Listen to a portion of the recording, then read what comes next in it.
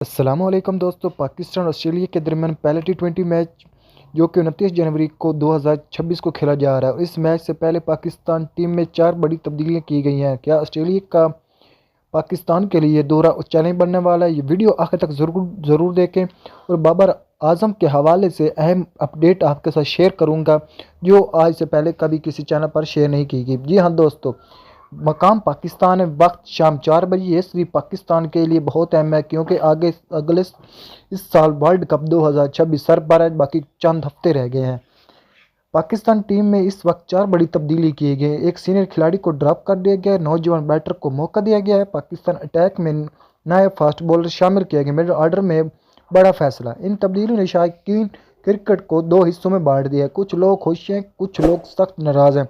Australia दूसरे मुल्कों में कंडीशन बहुत खतरनाक टीम बनती है। इनके पास पावर हिटर, तेज महारना बॉलर और बेहतरीन कप्तान मौजूद है। पाकिस्तान के लिए ये मैच आसान नहीं होगा दोस्तों। असल मुकाबला पाकिस्तान के फास्ट बॉलर ऑस्ट्रेलिया के ओपनर हैं। अगर पाकिस्तान ने पावर प्ले में विकेटें ले ली तो ये मैच पाकिस्तान के हाथ में आ सकता है। अगर ट्रेविस हेड चल गया तो पाकिस्तान के लिए ये मैच मुश्किल नहीं बल्कि नामुमकिन हो जाएगा। मेरी अपनी राय है कि अगर पाकिस्तान की बैटिंग चली और फील्डिंग में गलती ना हुई तो पाकिस्तान ये पहला टी20 जीत सकता है, लेकिन मामूली गलतियां भी महंगी पड़ सकती हैं। अब आपकी बारी है।